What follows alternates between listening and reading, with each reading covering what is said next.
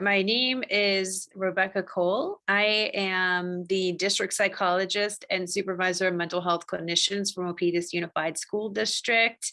We are 10 elementary schools, 2 middle schools, a continuation high school, and a comprehensive high school. We also have an adult ed program and a 3 through 5, or ages 3 through 5 program.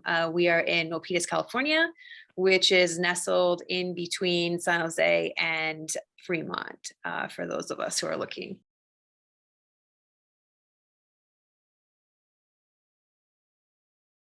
We're a K through 12 school district, and so we see anyone and everyone in that age group for any different reason that they might present at school having some sort of difficulty. We are school-based counseling, so we handle issues that the students are bringing in as relates to school, which doesn't mean that we turn away issues that are not specifically school-based, but we're not the most well-equipped for handling things like that are strains on family relationships and family constellations, for example. We do interact a lot with parents and families, but we don't do strictly family therapy. And a lot of times with kids, you really need a systemic approach in order to address any issues. Our system is the school system versus more of the community and home, which is something that we would refer out to. So we interact with everybody, but our niche for intervention primarily is how kids are showing up for school and how to make sure that they have successful days at school. Right now, we're in every single school except for our comprehensive high school. Next year, we'll be in all of our schools. So we have opportunities. If little kids are your thing, we got that. If you are like, no, I don't, humans smaller than me really scare me, which is the thing that some people say. Great. How do you feel about middle school students who I personally feel scared by, but everybody has their age group that they feel comfortable with. So who we serve, I'd say 50% of the student body in Milpitas Unified School Districts comes from some country in Asia, the continent of Asia largely, and are in different phases of acculturation, have come here for a myriad different reasons. But we are a very diverse school district.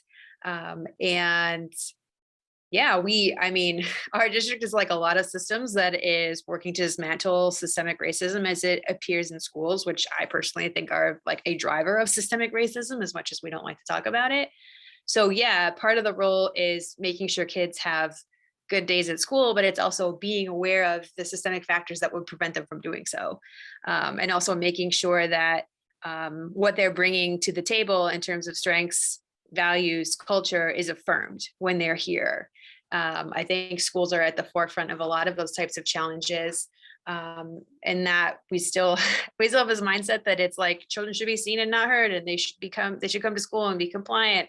And we're really trying to say like, that isn't going to work, one, and two, how can you support your kids to be happy individuals in school and to be good pro-social citizens of this school district and of their school and classroom communities.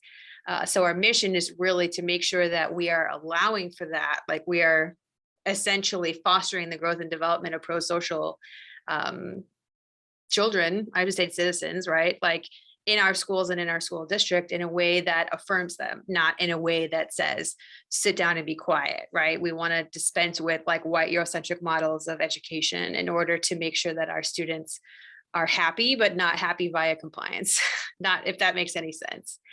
And so to that end, we're really looking at, the primary role of our mental health counselors is individual counseling, but they also do a lot of consultation with teachers and families around what's being worked on and how those skills can be generalized. So that seems really straightforward until you layer in strengths, values, and culture that our kids are bringing to us, in that the way that I might look at something as someone who is from here looks different from someone who's not, and someone who came from somewhere else who has a whole different set of values. So a lot of times our consultation is bridging that gap to make sure that there's a really good understanding of what the student needs, and the student is able to get their needs met in a way that is affirming to them. So tier 3 individual counseling, tier 2 small group interventions, and then now we're doing a lot more tier 1, specifically around things like social emotional learning. just to give common language so that, the teachers are using very positive pro-social language with the kids, and so that those skills can be generalized in different settings.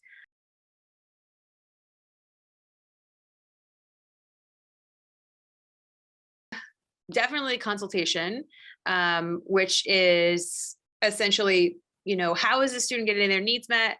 How is that working? And do we need to make any changes to that? I would say where there tends to be a lot of work outside of their tier 3 work is about giving teachers strategies for co-regulation, meaning you're coming to me, so you're really upset about something. How do I help you to get back down to a point where you can communicate effectively and you can manage whatever is coming at you? Not how do I help you calm down, but how do I help you get back to a point where your brain and your body can meet the demands of the setting, right? And so what does that end up looking like? I'd say it's regulation, and it's also communication. How do you communicate what you need to me? You think you're communicating in a way that's effective, because I think most kids they're communicating, but the effectiveness piece, that's where it becomes a little bit tricky, right? If you are communicating to me in a way that I don't understand, then I need help understanding. And you may not be in a position where you can clearly explain to me what it is that you need, and that's okay too. But a lot of it is, how do we dismantle the systems where the answer is, oh, you're not doing what I want you to do, get out, right? Or, you couldn't get a need met in that moment, so you left. Or you couldn't get a need met socially in that moment, so you aggressed, right? So there's a lot of consultation around things like restorative practices and having those types of restorative conversations. Our trainees are involved in some of that training and modeling practice if they have that experience, because there are some sites that are really, really interested in moving in that direction. And then also how to break down the systems that say, no, we want the kids to be suspended, right? Because we definitely have that mentality alive and well in our schools. What's the point of a restorative practice? They broke some rule, they have to leave. And so trying to kind of slowly chip away at that. And I just say communication and coping is just two really broad strategies where we tend to spend a lot of time, but there's also a lot of how do they let you know in class that they need something, or how do they let you know that they need help, or that they're not able to do something that they're being asked to do. And then this year is really, there's a lot of stigma against mental health that we're coming up against. It's funny how, the pandemic has really revealed needs for mental health, but in our district, at the same time that it's revealing needs for mental health, it's revealing how much resistance there is to seeking that out.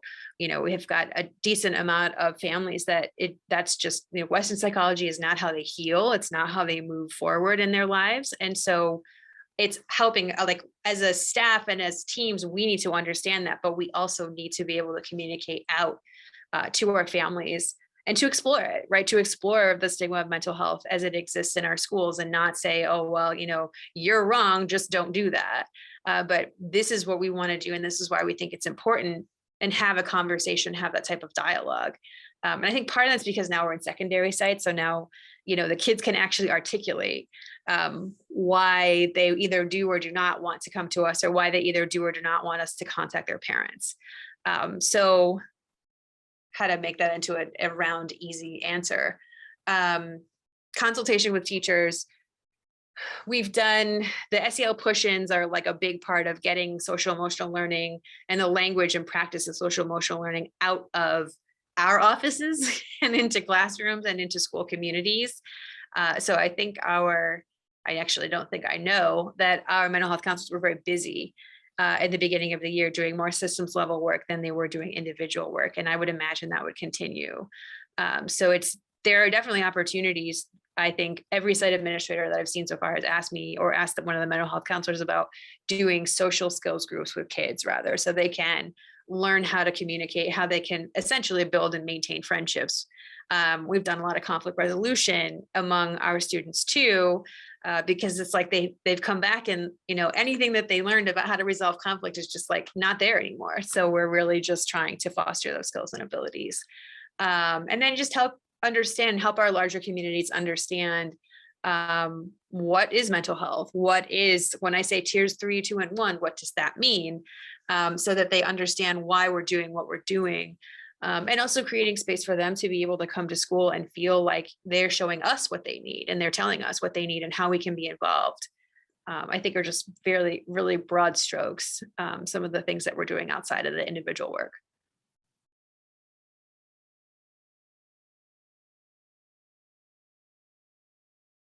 Anybody can refer a student. The kids can refer themselves, and they do, which is great.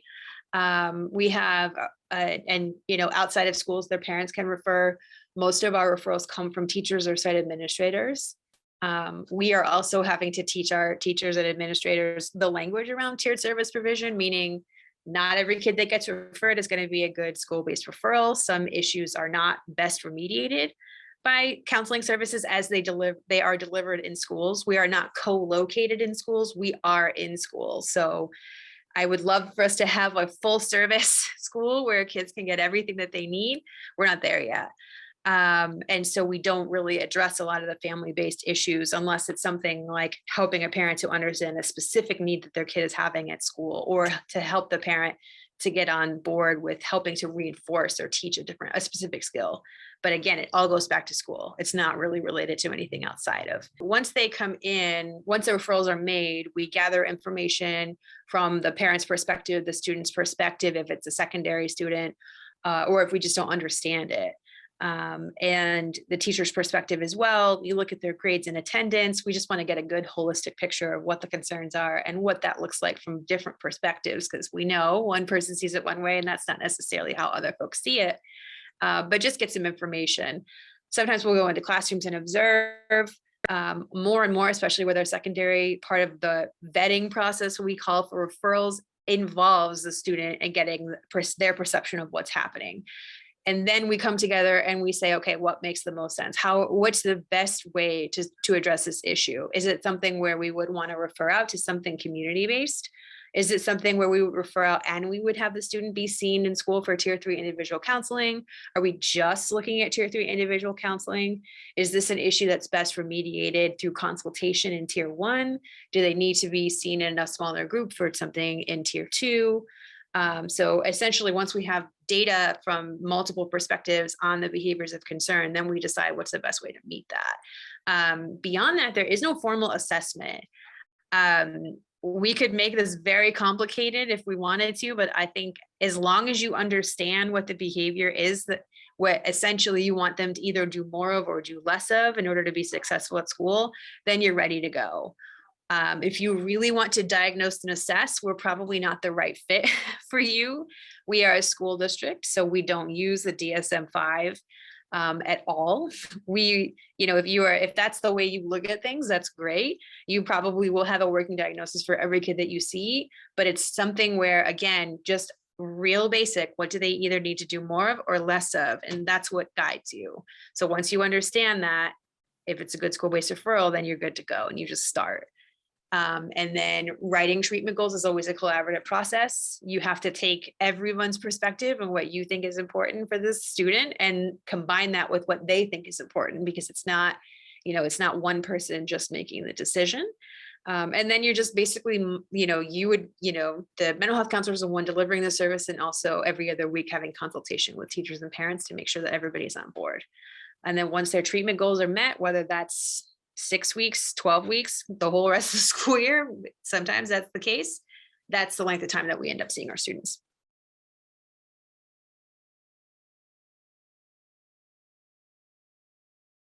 So for a 2-day placement, if it's, and again, we just default to 2 days because that's the minimum amount of days that we're serving each of our sites. For a 2-day placement, it's around 10.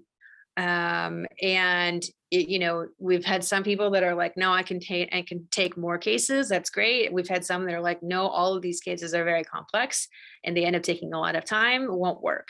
So I just say 10 is like a ballpark figure. I'm very invested in making sure that my mental health counselors are happy. And so I am much more interested in the quality of their work rather than the quantity of their work. We've been very fortunate to not have to use wait lists yet. I think this year might be the year, just because it's a busy year. But we're lucky in that we have a lot of data to sit on that we're collecting on a regular basis. And that's really what's used to determine how many days on site, how many referrals coming in, caseloads, stuff like that. We're not just, we're not making that decision based on how we feel. We're making that decision based on the numbers that we're getting. And my mental health counselors know that, if you're feeling overwhelmed, you need to tell me and I will help you. But I can't help you if I don't know what's happening, but I'm also not like, figure it out, right? So it is very much, if the caseload is feeling unmanageable, I want to have a conversation, and we have pulled people from one site and put them in another in order to manage overflow. It becomes kind of tricky with communication, but again, we may have a site that doesn't have a lot of referrals and one that does, and so we say, okay, how can we shift so that we don't have a wait list, but if we need to have one, we'll have one.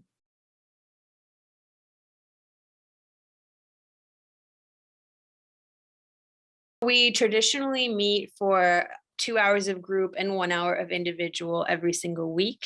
It's really dependent on what track folks are on and where they happen to be. We have some PPS credentialed school counselors that don't have a supervision requirement anymore, but I have them come to group and individual because their programs don't tend to be very clinical. And so I want to make sure that they feel supported in doing more of the clinical work, as that sometimes is something that happens. So, I mean, the take home point then is like for people that are on the Board of Behavioral Sciences tracks, whether they're LPCCs or MFTs or clinical social workers, we keep them within their ratio. So we've got we have an MHC from CIIS who is closer and closer to earning hours and is in need of extra units of supervision. And so the situation is like, okay, just let me know and we'll schedule something. It is very important to me that the mental health counselors get what they need personally and professionally, and supervision is a huge part of that. So it is when they need it. I was looking at my phone ringing right now and some calls that I'm going to make after I'm done with this conversation. So if they need it, they can call and get it. If you have a case or you're going to do a risk assessment or something is happening and you're just like, this doesn't sound right to me, can we have a conversation?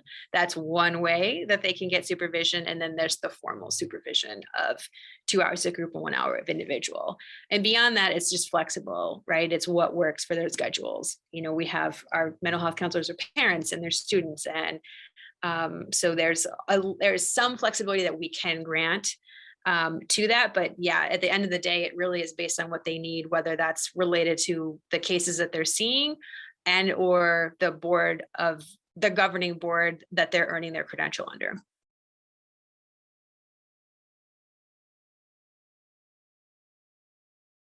This is probably the biggest gap for us in terms of where our program can continue to grow. We have curriculum that we have purchased, and a lot of that training comes via self-study. We have access to all of the trainings that are offered by the Santa Clara County Office of Education, which has recently included some partnerships with Palo Alto University, specifically around suicide risk assessment, which we're very fortunate to send our people to those trainings. I actually also use the CIIS free and available trainings, and we'll plug those too to our people and say, I've got this training opportunity, you should go to it. But beyond that, our folks so far are really using the trainings that they can get, that they come by through their own professional organizations, and sharing that out. So there isn't a lot of formal training that we're delivering in-house at this point in time, as much as there is what the Santa Clara County Office of Education is sending out, and what kind of trainings we've just kind of come by and said, hey, you should go to this one, it's really good.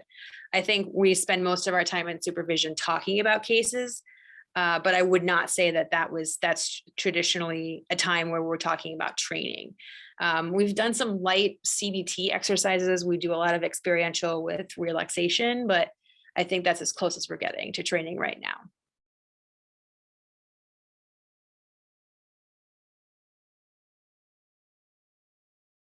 I would say adherence to evidence-based practices. So like the idea of like, oh, I learned this in school, now I'm going to test drive it because it aligns with the need that a student has. That's probably the first one. Not like, I had this great idea, which is fine, but if that great idea doesn't align with someone who's also looking at it and testing it. I'm not saying it has to come out of the ivory tower research, but it should come from somewhere. And aligns with the need that our students have. I'd say step one, adherence to best practices. And step two, good communication. We are a large system. And so the ability to communicate clearly to site admin, to teachers, to parents, if you're not doing that, then the work isn't going to move forward and the students aren't going to get what they need. So we really need an open and assertive communication style that is very, very clear. The trainees that we've had that are able to do that end up doing very, very well, because there are a lot of different people that you have to keep in the loop about what you're going to do and about how things are going. And yeah, those are just the top two that come to mind. I think the third one would be a sense of culture, humility. And I mean, I could keep going, but I'll limit it to that. Yeah.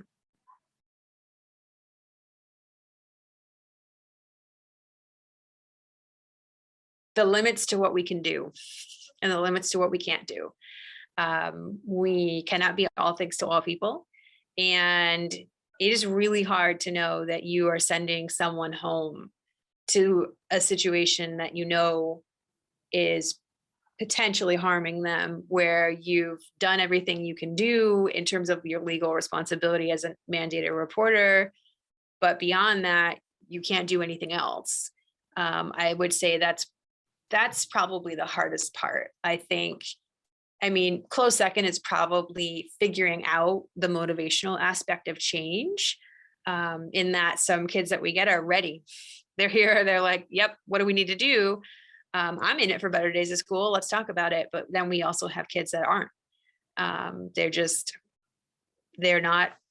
not something that they're interested in doing, or what they want to do is come to talk to one of us, which is great. But when it comes time to actually translating that talk into some form of action, they're a little less interested in doing so for whatever reason.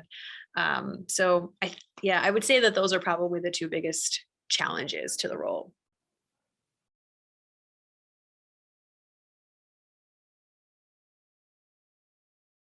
There's a lot of opportunity to practice in our district during the pandemic, because I think a lot of education is kind of up for grabs right now, in that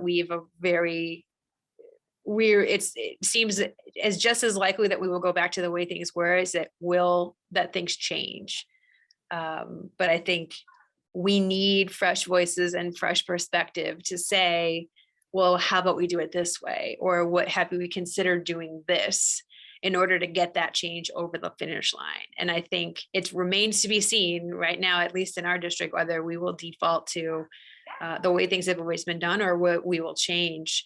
And so, yeah, the more people we can get on board that are like, wait, how about we do it this way instead? Or, one of the gaps that I see doing it that way is this, and can propose creative solutions or lead with student voice, because that's the biggest driver to things changing. I think that would be a huge opportunity. If you're someone who really likes systems level work and is interested in dismantling a very harmful system, or a really good fit, you should give us a try.